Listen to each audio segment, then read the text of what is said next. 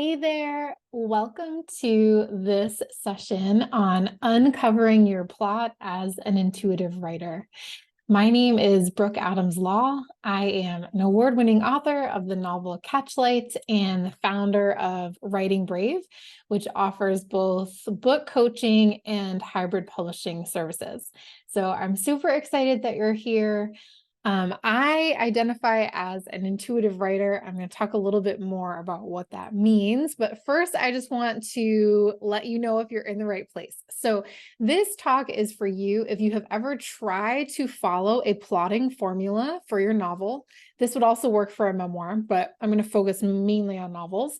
And your creativity completely like jams, right? So you've tried plotting out the book and your creativity just totally jams and you're completely stuck, right? If you've ever written out an entire structure, like you've taken someone's class and you've followed a formula or like a plotting system and you've plotted out your whole idea, and then you can't write what you have plotted, like you just can't actually write what you have planned. Or you've plotted out the book, and when you sit down to write, you write something completely different than what you had plotted. So this talk is for you if any of those things are true.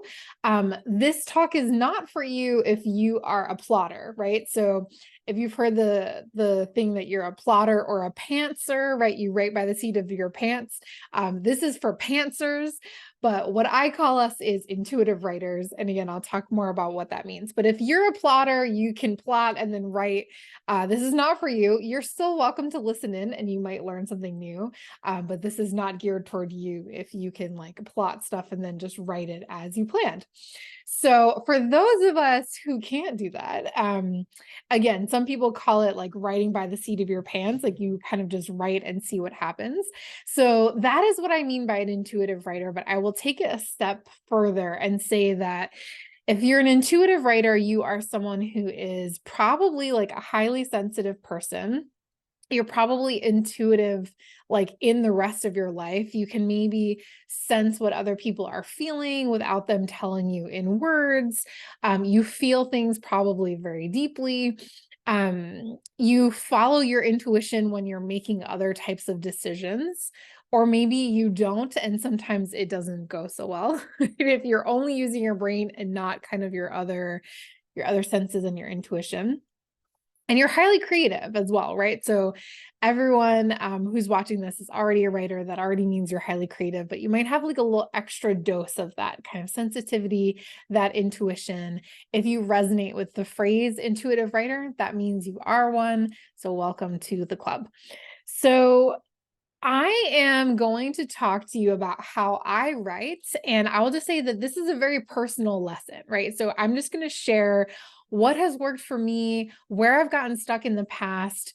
But I just want you to know that like if you have taken a lot of writing classes or workshops or gone to summits or events or listened to a lot of podcasts and talks about plot and you still can't plot or structure your novel ahead of time, there's nothing wrong with you.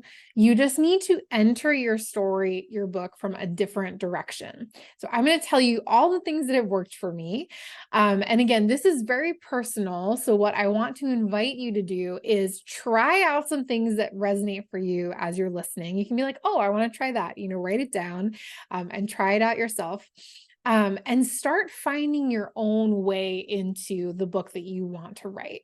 So you want to find ways of writing and ways of entering your story that feel good to you, right? That feel light, creative, playful, interesting, right? Whenever possible. So you don't want to feel like that dark, iron like sense of like dread where like you feel like you're kind of in a cage, or you feel like you have to do it right, or you have to do it a certain way, right? We want to kind of like take off all the bars on the window, as it were, like step out of the cage of how maybe someone else has said you should write a book and find your own way into the story. So I do want to note just a quick note about resistance, which is I love my process, even though it's like not efficient at all. I'm going to talk more about that later. But I will just say that like sitting down to write is not always like rainbows and unicorns, right? So right now I'm at a point in my process where I don't really want to sit down and write at all, but I still sit down and write 4 mornings a week because that's what I've committed to. I've set up a schedule that works for me, right? But it feels a little bit sometimes like, so I'm a big exerciser because what I have figured out is like, if I don't exercise, I turn into like the grouchiest person alive. So unless I'm sick, I try to move my body every day. And there are mornings where I feel amazing and I'm like, I'm going to go for a walk or I'm going to do yoga. This is great. And then there are mornings where I'm like, I don't want to do this. I don't want to do it. Right. But I find that it's like it's right. What all the people talk about. I put on my shoes, I walk out the door and I immediately start feeling better. Right. Right now, my writing practice feels like that. It's like I sit down and I'm like, I don't want to do this. I don't feel like doing this. And then I'm like, okay, I turn on my music, which I'm going to talk about in a minute too. I set my timer. I'll talk about that. And I open all my documents and I just start doing it, right? And then after 5 minutes, right, all the time disappears and right, like all the magic starts happening, but it's like that resistance is still there. So I'm not saying that when you're looking for this kind of light, creative, playful way into the book, that it's going to always feel amazing because it might not. But we want to sort of take off some of the strictures of feeling like you have to do it a certain way, you have to write a certain way. Okay, so the other thing I want to say, a couple other things before I kind of dive into what my process looks like is I conceptualize my process not as like planning or plotting a book, but as uncovering the plot, right? That's why I use that phrase, that word in the title. So I really feel sometimes like I am an archaeologist and I am digging for the book. Right. So I really believe that my story exists in its entirety and it's my job to like uncover it. Right. So I'm brushing away all the things that are not the story and I'm like looking for, right, how it's shaped as if I'm digging for like dinosaur bones or something. Right. So a big part of my work in the beginning of my process is generating just a lot of pages. And then much later, I sift through all that work and I'm like, okay, is this a bone for my story? Is this a part of my plot? Or is this just like a rock or a piece of dirt? Right. And I sort of get this sense as I'm sifting through, oh, like I start to see the spine of the book. Like after a long time, I start to see the spine of the book. Then I start to get a sense of like, right, like how big it is, right? All those different things. Right. So I'm uncovering it. And that helps me so much. Like I'm not sort of making it up from my head. I'm digging down kind of into myself, into my creativity, and like uncovering a book that already exists. To me, that feels really good. So if that metaphor helps you, feel free to take it on. And if you're like, what are you talking about? We're just going to move on to the next piece. So I want to tell this story because I want to basically give you permission, like I said, to find the way into your writing process that's going to work for you and not to feel like you have to do it a certain way. So I read an interview one time with Barbara Kingsolver, whom I love, and she said that she can't write any other way except to write 100 pages of her book and then throw them away and then start over from page 1. So she actually described it as like, she's like, I write from page -100 to 0, right? So she writes 100 pages before, right? And then she throws all those away and she starts from page 1 because now she knows what the book is about. And when I first read that, I was like, oh my gosh, I feel so much better about my life, right? That was really similar to how I wrote my first book. So again, if that helps you, let that give you permission to do what you need to do to write the book that you are called to write and not to feel bad that your process doesn't look the way someone else's does. Okay, so I'm going to kind of walk you through loosely what my process looks like. And as I said, take what resonates, take what opens up permission for you, and leave behind anything that feels like terrible, which sounds pretty standard, but highly recommend that you do that. So the first thing that happens to me is like an idea occurs to me, right? An idea comes to me from somewhere, from a book I'm reading, from something someone says, right? So my first book, which is called Catch Lights. I'll just show you a picture of it because I'm very proud of it. So, Catchlight is I got this idea to write a novel about a family of four siblings who's dealing with their mother who has Alzheimer's disease, right? So, that was like the idea that came to mind. And then I just started writing. So, I'm going to tell you what that looks like. But the book that I'm writing now came to me because I was having a conversation with a mentor. I was in a program where we were doing a lot of kind of embodiment work, a lot of somatic trauma healing work. And he said this phrase to me, an apothecary of stories. I was telling him a story about something, and he was like, it's like you have this apothecary of stories that has like all this different medicine for what you're working through. And I was like, oh my gosh, that's the title of my next book. That was 3 years ago. And I'm going to walk you through what I've been doing ever since to figure out what the heck the apothecary of stories is about. So the first thing I do when I have the idea for the book is I free write whatever comes to mind. So with the apothecary of stories, I sat down one day and I opened up a brand new document and I titled it The Apothecary of Stories. And I just sort of channeled something that like came through, right? So I'm sort of listening to some other place, some other voice is coming through me, right? So sometimes it comes as like an initial character, like I start to see like who are the people in the book, right? With Catchlight, I knew from the beginning that it was going to be four siblings, and I was writing from the perspective of the youngest sibling, Laura. And so I just started writing from her perspective, right? So the first thing I do is free write for a long time, like whatever comes to mind. So I will kind of imagine when I sit down to write that I'm almost like climbing down a ladder and there's this river of creativity like running underneath me. And so I'm not like up in my head. I imagine sort of like climbing down, and this river of creativity kind of carries me along. And I'm just like, okay, what's coming through today? And I'll sit down each day. Right now I do 4 days a week, Monday through Thursday. And I'm like, okay, what's coming through, right? So listening to what's coming through. I have absolutely no idea at this point where the book is going. I don't even really know what it's about. I just have like one voice, one character usually that I'm following, and I'm sort of like just trying to see the world through their eyes, getting a sense of what their voice is, all those things. Sometimes this is like months of time. Sometimes it's like years, like a year or longer of just like writing a little bit every day. It's very iterative. So like I'll write a page or so, and then the next day I read that page and then I write a little more, right? And I'm always like kind of building, right? Just like building a big tower, like stone by stone, like what comes next. So during this phase where I'm sort of free writing for a long time, typically my process looks like, again, 4 days a week is what I really commit to. It works really well for me, but do whatever's going to work for you, right? I have a quiz on my website, which will tell you what kind of writing personality you have. So you can go take that quiz if that would be helpful to you. wearewritingbrave.com. Scroll that. I think it's like right on the first thing you'll see, or the second thing you see is like, take my quiz. So you can go take the quiz. So I am what I call a turtle, where I write a little bit every day, or 4 days a week. But other people you might be a sprinter, where like you like to do a long block of time. So there's a few different ones.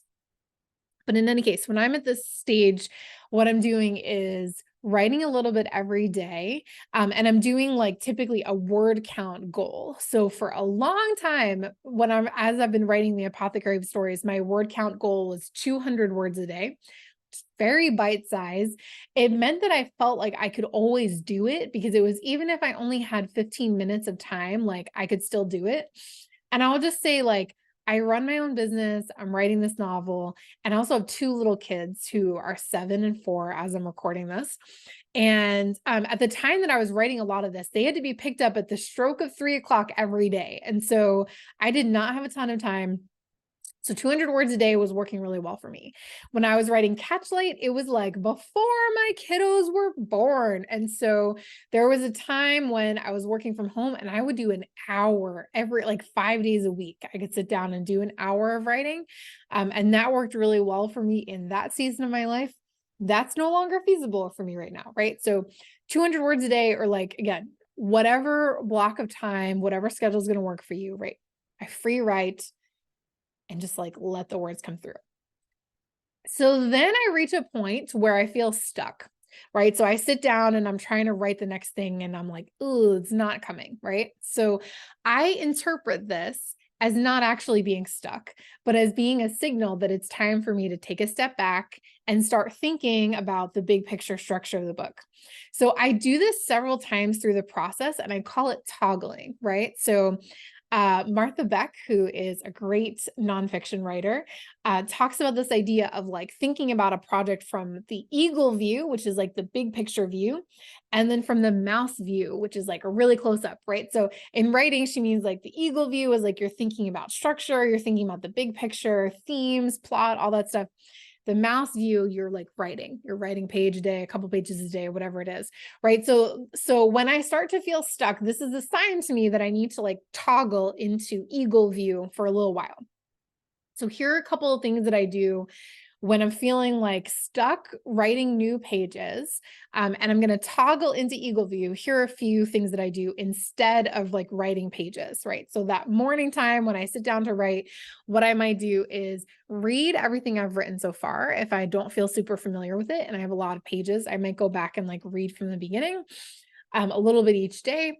Another thing I do is I study like craft books. A lot of my colleagues, some of whom you're seeing speaking also at this event, or different people who have spoken at summits with me in the past, I might do some of their exercises. So Abigail Perry, if you know of her, she has a worksheet called 3 Stages to a Solid Book Plan. I have used that in the past. Sue Brown Moore has some really great exercises about finding your character's sort of internal like desire and using some of her revision techniques. One of my favorite craft books is called The Anatomy of Story by John Truby. That is actually, it's technically for screenplays, but I have found it really, really helpful. It is like really dense. So I might just like read one chapter and think about like one thing. I might be thinking just about my character's desire, right? And what they want, their goal, right? And I might follow through his whole chapter and be like really thinking about that. I make a lot of notes, right? So I have a document which is like the actual manuscript. And then I have a document where I'm taking notes and I'm using that to think. And I'm also using it to write about my writing. So that's another thing that I find really helpful is I'll be like, okay, this thing happened. Or sometimes in the manuscript, in things that have come out, right, I will almost foreshadow at something, but I don't know what it is. So I'll sort of make notes of like, these are things that I have foreshadowed or that kind of came out in the book. And I'm like, but what are they? And I'll ask myself questions, right? So then I might make a list of like, these are all the things that I know so far. Then I make a list of like, these are all the things I don't yet know. Like, what's going to happen with this? What's going to happen with this? What about this character, right? Like, and I sort of make a list of the things that I don't know. And sometimes I talk to somebody about the book. So in the past, I have talked to my own creativity coach. I've just done like 1 or 2 sessions with him, super helpful just to like think big picture and like have him ask me questions. And that always like really gets the ball rolling for me. I might talk to like a writing partner, which I'm going to talk more about that in a little bit. Or I have a developmental editor that I work with when everything is done, right? So or I might talk to a friend, right? So there are a couple things like I might just be like, I just want to like talk through this idea or like have someone ask me questions. And I'll just be like, who would be like a good fit for like where I am? Then I just figure it out and like talk to somebody, just a conversation. The other thing that I want to say is even though I feel stuck at these moments where I'm like sort of toggling into the big picture, but I'm not like, let me plot out the whole rest of the book. No, that doesn't work for me. I'm usually just thinking about like, where is this character going? What do they want? Right? Like I'm sort of just thinking like what could come next for them. Even though I feel stuck, I stay with the story idea. So I will say that this is a mistake that I have made in the past where I have started and stopped other books because I got to that point where I was thinking, I don't know where this is going. I don't know what to do. I don't know how to structure it. I don't know how to organize it. And I would just stop writing. don't do that, right? Don't do that. So stay with it, right? When I stay with it, something always unlocks, right? So here's a couple of other things that I think about when I'm in this sort of big picture, like I'm not quite planning or plotting, but I'm sort of like toggling to that big picture. I will start thinking about like, if I've written a lot from one character's perspective, I'll start asking myself, like, how can I complicate the plot? Right. So in both of my books, I've started out writing from one character's perspective, and then I've ended up introducing other point of view characters later in my process. Right. I've tried out like, oh, let me just try on this character's voice, or like, let me try out writing some sections from, or let me introduce a new character and write something from their perspective and just sort of use it as a writing tool. And sometimes those characters are like, oh, they have a really strong voice. They want to be in the book. And sometimes, right, it doesn't pan out, but it always teaches me something about what I'm writing. So how can I complicate the plot? I think about like, how can I introduce an interesting opponent, right? Like, who is set against this character? How can I use what I know about my main character to like set up an interesting opponent who's going to kind of get in their way, push them like farther than they could push themselves? Then I ask myself, like, is the opponent actually a hero in disguise? Where can I complicate characters so they're more than they seem at first, right? Where are there things where I'm going to reveal more like later as we go? I also will ask myself again, where are my characters trying to get to, right? What do they want? Where are they trying to arrive at? And I often like, instead of thinking about that in my head, like, oh, well, this person wants this, and like making it this very intellectual exercise, I will look back at what I've already written for clues of like, okay, right. So I have this one character who is looking for their mother, right? Like there's this big thing about like, in the very first chapter, one of the very first things I wrote in the Apothecary of Stories was this character was like searching for their mother, and hadn't seen her in like 20 years. And so, right. So then I was like, oh, that's what they want. They want to find their mother. That's like one of their big desires. And what are all the other things that that points to, right? It points to wanting love and belonging, right? So there's this like deep, so I see it as like this deep emotional like piece, but it came out in something I already wrote. Like I didn't sit down to write a character who was looking for their mother and searching for love and belonging. That way in just doesn't work for me. But when I looked at what I had already written, I could find clues to what they wanted, by looking at what had already come out. Okay, I'm gonna have some water. So when I'm thinking about these questions, like how can I complicate the plot? What does my character want? I sort of drop them into my consciousness and I let them just like ruminate. Like I'm not always like, let me decide, like, how can I complicate the plot? Right. Like I often will just sort of like wonder about it. Right. And I let those questions run in the background of my mind while I'm doing other things, right? Like while I'm going for a walk or sending emails or like playing with my kids or whatever it might be. And I just sort of let things kind of emerge like more organically. Another thing that you might try, and this is a game that I often play with my clients, is sometimes I will play the what if game, right? So if I'm asking myself, like, how can I complicate the plot? I might challenge myself, like, to come up with 20 what ifs. Like, what if I tried this? What if I tried this to complicate the plot? What if I tried this? And I will do like 15 or 20, like a long list of things. And then I usually find like one thing that I'm like, oh, that one's really interesting, right?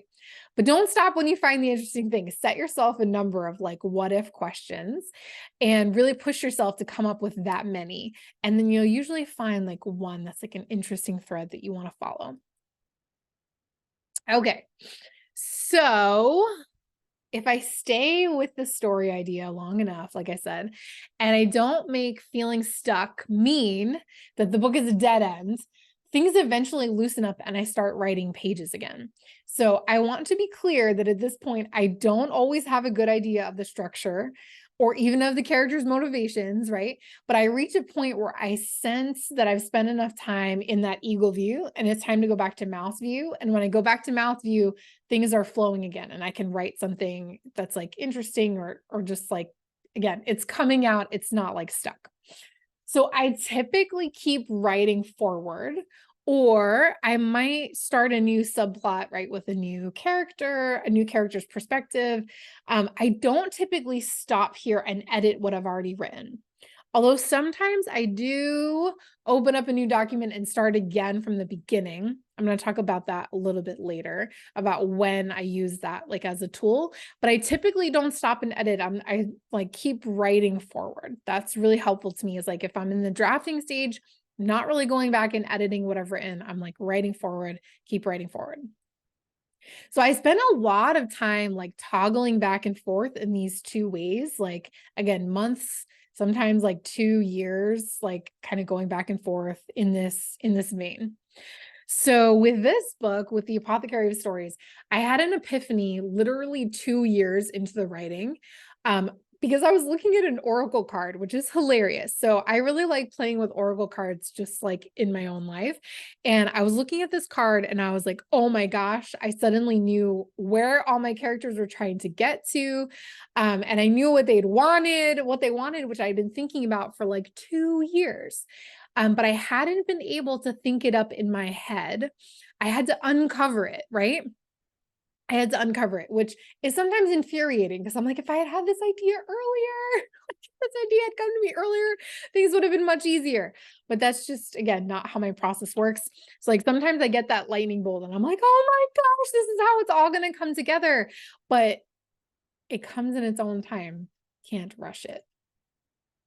So then I typically hit a point, this is hilarious, where I feel completely stuck and hopeless that the book will ever be done, right? And that's when I change how I'm writing.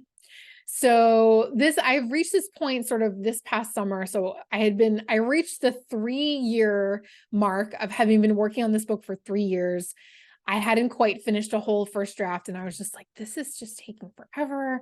I was really frustrated with myself, with my process. I was like, oh my gosh. I'm not saying, by the way, that this process always takes people years. I have a lot of other things on my plate. I'm not writing as quickly as I have in the past. And also, like, for me, writing fiction just takes a long time. And I've had to just accept that about myself, even though sometimes it drives me crazy. So I reached this point where I was like, oh my gosh, I don't know if am I ever going to finish this? This is insane. So then I was like, okay, I'm going to change how I'm writing. So I had a really good idea of where I was going, and I'm going to get to how I got to that point in a moment. But I switched from writing 200 words a day to writing 500 words a day. And I actually found I was at a place where writing faster was actually really helping me. And I felt like I had a lot more momentum. So that really helped. And then I'm at a point right now where I'm going to talk more about this, where I'm really hardcore structuring chapter by chapter what's going to happen. And to do that, it didn't make sense for me to be doing a word count anymore. So I'm doing 30 minutes a day. So I set a timer, 30 minutes a day, and I really dive into like how I'm structuring.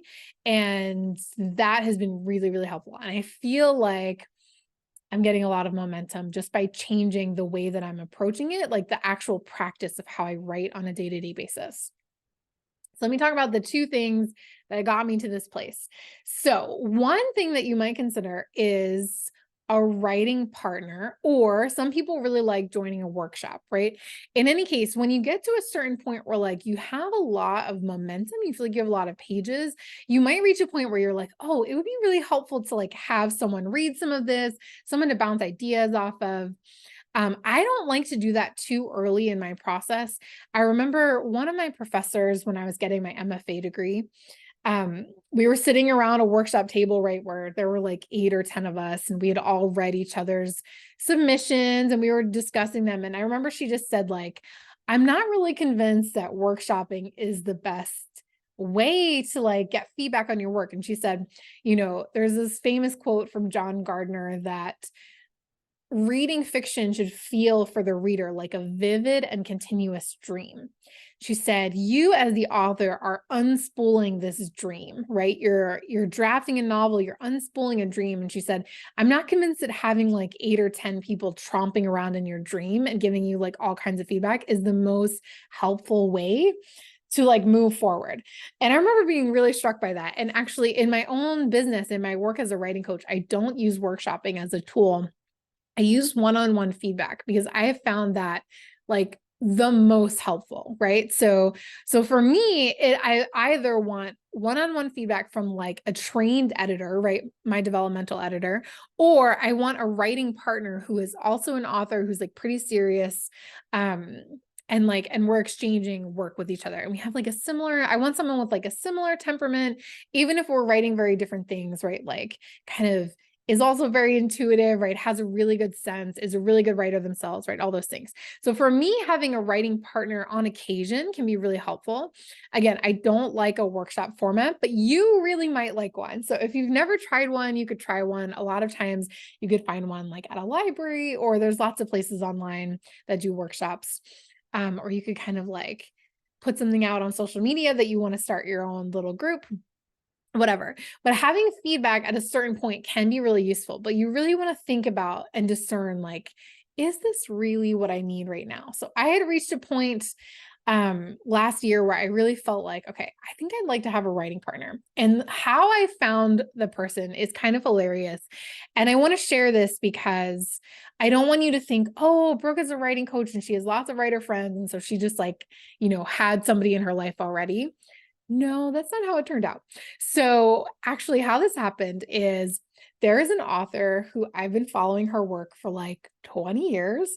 And she mentioned something in passing on a podcast that I was listening to like live, like it was like the week after I listened to it.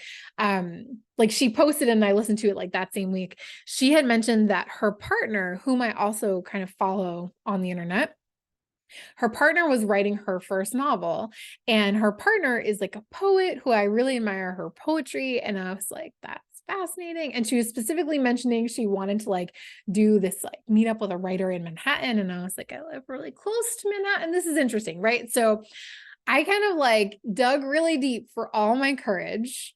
My business is called Writing Brave. I was like, I'm going to write brave. And I cold messaged this person on Instagram. And I was like, hey, I heard on your partner's podcast that you're writing your first novel. I really admire, I had mentioned one poem of hers that I really love. And I was like, I'm also working on a novel. And I was like, would you ever want to meet up either on Zoom or in Manhattan? And, we could exchange work. And she wrote back the same day, which I was kind of like, she might never write back to me. I'm like a stranger on the internet. But she wrote back and we arranged, it actually took several months for us to arrange it, but we did arrange to meet and we exchanged work. And it was actually perfect that it took several months to come to fruition, because during that time, I had this epiphany, another epiphany in my own writing, where I was considering moving my whole book, which had been set in this like fantasy world, but it was sort of this old-fashioned fantasy world where there was like horses and carriages and cobblestone streets. And I had this vision of it being set in like modern day New York City. And I was like really questioning like all the ramifications of that, because this is another thing that happens in my process is I get ideas and I'm like, this is such a great idea. And it's going to be so much work to rewrite the whole freaking book, right? To fit into this premise. So what I did was, before I met up with this partner, I had a really strong opening and I wrote a new opening that was like, okay, if I was going to set the book in modern day New York City, like what would be the first chapter? And so both chapters are when the main character finds the apothecary of stories for the first time. They were very, very different. And I remember she was just like, I really love both of them, but like the modern day one is just so intriguing. Like she was like, I just have to know more. And I was like, oh shit. Like, because I knew that it was right. I knew that that's what the book wanted to become, like set in this more modern day setting. And also I was thinking about all the things that I was going to have to change. So here's what I did is, first of all, the other thing that was super helpful in our meeting is we decided not to talk about what was coming next in our books. We only reacted to what we had read, right? So we had read each other's first chapters. In my case, I had two really short, different opening chapters. And we only talked about what we had read on the page and what we were wondering and what we were interested in. And it was actually really helpful to constrain it and not to talk about what was coming in the future, right? And then we could sort of see like what unfolded as we went forward. So long story short, on my drive home from meeting her, I listened to my writing music, which again, I'm going to talk about in a minute. And I just thought about the book, and I thought about all the things we had talked about and all the things that she had said. And I just was like, all of a sudden I knew exactly where the book was going. When I got to where I was driving to have lunch. It took me like 45 minutes to get there. So I get there, I took out my notebook and I hand wrote 12 pages of notes. And it was like, this is where the book is going. These are all the beats for every point of view character. Like, this is what the climax is going to be. Like, the whole book came to me like the new version, right? Set in New York City. The whole book kind of came to me and I was like, oh my gosh, right? It was really, really powerful. So the ironic thing is a bunch of personal things have gotten in our way, and I have not met up with my writing partner again. It was like we've met one time, but it unlocked so much. So I want to talk now about the power of writing music. So lots of people talk about what works for them.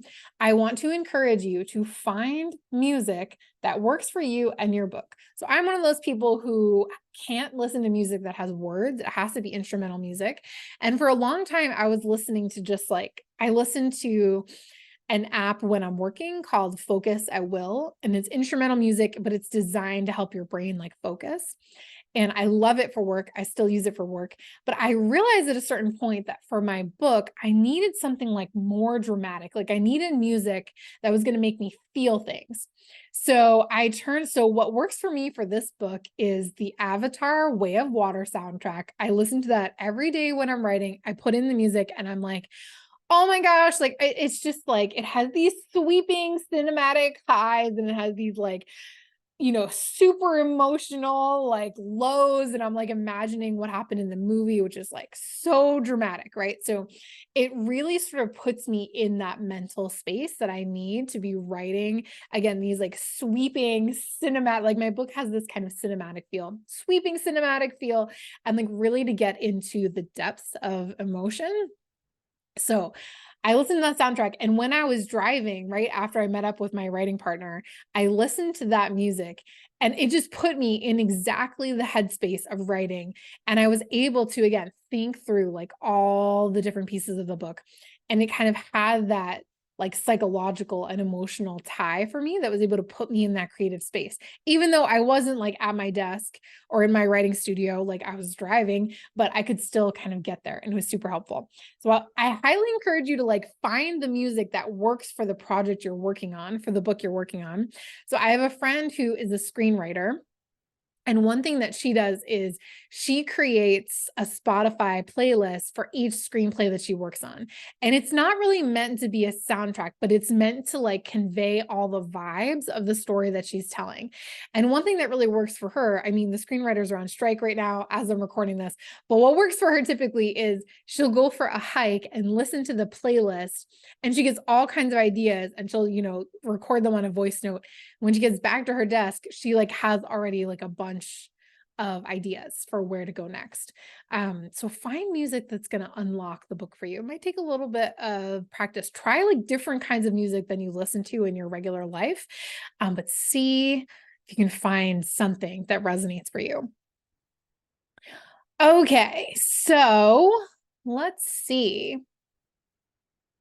So right now, as I was saying, I am in a state where I am structuring the whole book, right? So I had that epiphany that was a couple of months ago. And what I did was start a new document over from page 1. And I have definitely lifted in like a lot of things. Have I done that? I have lifted in some things from an earlier draft. But I'm really writing like, now that I know all the point of view characters, I know that it's set in modern day. Like I've really been writing from that new place. And now I've written about like 55 pages of the new draft. And then right now I'm like structuring chapter by chapter. Where am I going? I feel like I have a good enough grounding having written those 50 pages in the new kind of framework of the book And again, now I have 3 point of view characters. I know exactly who they are. I know exactly what they want, where they're going. And so now I'm doing like chapter by chapter, right? I cycle through each of the 3 characters. And so I'm sort of doing like, okay, chapters 1 through 3, what happens? Chapters 4 through 6, what happens? And so then I'm like forecasting, like, okay, what is the climax going to look like? How am I going to write it from whose point of view, right? So I'm really in that like bulleted outline place. And again, y'all, I'm like 3+ years into the writing process. And this is the point at which I'm doing a really highly structured outline.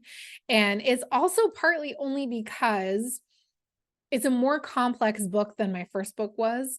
I never did this in my first book. I never did like a high level plot. I just sort of like kept writing and refining in the text. This time, I just have a more complex plot. There's 3 point of view characters instead of 2. Again, there's just a lot more happening. And so I'm doing that bulleted list.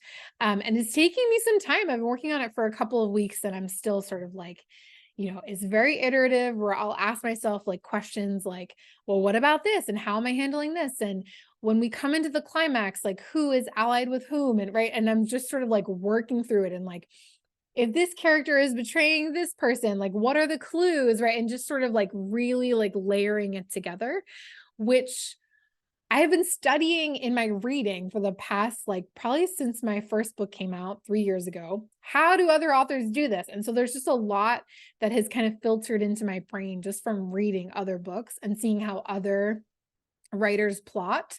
Finally, I'm able to kind of bring it to bear in my own process. Okay. 2 more things, and then we're going to wrap up.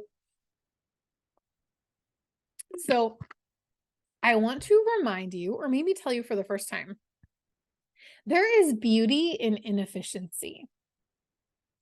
And that might sound really strange because our culture is obsessed with productivity and efficiency. Like all the ads you probably see on social media are like how to write your book in 3 months or 30 days or whatever. And if you have done NaNoWriMo, which is National Novel Writing Month, like more power to you. That style of writing does not work for me, right? Like my process is not efficient. It takes a long time for me to build a world. And I've had to come to terms with that and like really see that there's beauty in inefficiency, right? And even though we're obsessed with productivity and efficiency, like that's not always how great art and great discoveries are made, right? So it's like the old story of Thomas Edison and the light bulb. He said the quote that's something like, I didn't fail 1,000 times. I just found 1,000 ways of building a light bulb that won't work, right? And then he found, the 1,001 way that did work, right? So this like iterative process, it takes time, right? Sometimes this is how art and discoveries get made. And I want to tell you a really quick story where I was really thinking about this beauty of inefficiency. So starting just a year ago, we've done it twice. My husband and I take our kids camping for a week at the end of the summer. And so we go to this campsite and it's great. They have a lake and boats and fishing and swimming, and they do arts and crafts and, all the things that one does when camping, and we're tent camping and all the things. So they have at this campsite, it is affiliated with a church. And so they have been working for 20 years now on something that they call stone ministry. And basically 20 years ago, a group of people had this vision of building stone by stone an open air chapel in the middle of the woods. And so they like broke ground on this, and basically what they did, and it has built up over years and years. They have, a central kind of fireplace. They hold ceremonies and services, and it has sort of like a tall like arched roof, kind of a pavilion, but again there's no walls, but there's all these stone pillars that are holding up this roof. And when you go as a camper, you have the opportunity to lay a stone. And literally what you do is you go, and depending on where they are on the pillar, you choose either a cornerstone or you choose kind of an in-between stone. So my family and I got to do like 4 cornerstones, right, for one of the pillars. So you go, there's an area where they have cornerstones that have like actual right angle corners, and then there's a pile that's just like other stones. And you go and you pick out your stone, and then you wash it. So you use a hose to wash it, and there's scrub brushes. You scrub all the dirt out of it, and then you rinse it again. And then you go over and there's chalk where you can write an intention or a word or a prayer on the stone. And then you work with one of the volunteers to mix the mortar, which takes probably like 10, like 15 minutes maybe to mix a single batch of mortar. So we mix the mortar and then by hand, and then we go and there's a volunteer there to show you how to do it. And you lay one person at a time. You lay down, you swipe on some mortar and you put the stone on and make sure that it's going to fit, right? We say a prayer over all the stones. And I was just thinking about this, like we laid maybe my family was there was another family there. We laid maybe 6 or 7 stones. So not even a whole layer of a pillar. And it took probably an hour or an hour and a half, at least an hour and a half. And I just was thinking about the fact that like it was so inefficient. And then I was looking around me at all of these pillars that have been built, right? This beautiful stone roof, right? 20 years they've been working on this structure. And I was just like, it is so beautiful. And part of the reason it's so beautiful is because so many people over those 20 years have had the opportunity to lay a stone. Now, could they have raised money and had someone, a professional, like build it? Yeah, right. But it wouldn't have the same meaning that it has today. And actually, we weren't there, but the day after we had left, they held a funeral service for a man from our church who had been a volunteer at that campsite for 60 years. And they did the service at the Stone Ministry open air chapel, right? And lots of people got to come and share their stories and their memories of him. And right, it's just so meaningful. So remember, there is beauty in inefficiency. And if you feel like your process is inefficient, you are not alone. And it's okay, right? We're making art. We are not like building a computer. There's nothing wrong with building a computer, right? But it's step by step by step. And making art can be this like wild creative process, and it can be inefficient. And that's part of the beauty of it. All right. So as we wrap up, remember that if you resonated with this talk, you are an intuitive writer. So claim that title for yourself. Your intuition is your superpower. There's nothing wrong with you. Keep writing and you will uncover your plot. So I want to also mention what I am offering as part of the Escape the Plot Forest Summit bonuses. So for my free offer, I am offering access to my 30 days of writing magic e-course. So that's normally $37. You can sign up for it for free as a member of the Plot Forest Summit. Basically, you'll receive an email every morning for 30 days, and it's going to give you some great tools to punch up your intuition a little bit, enter your writing in different ways, and just sort of add some magic to your process. So again, it's normally $37 for you. It is free. So go sign up for that. I hope you enjoy it. If you have purchased the all access pass for the summit, you get a coupon for $50 off my published digital course. So the course is called Published: Your Roadmap from Manuscript to Book. It walks you through the 3 publishing pathways, which are traditional, self, and hybrid publishing, how to decide which one is right for you and your book. And once you decide, I walk you through exactly how to pursue that publishing path. So there's an actual step-by-step project plan, depending which pathway you choose for your book, exactly how to follow it and to get published one way or another, right? So I'm not guaranteeing traditional publication, but if that's the route you want to follow, I literally have a step-by-step guide on how to do it. And if it doesn't pan out, you have 2 other avenues to publication that you can follow. So if you follow the project plans, you will bring your book out into the world in one way or another.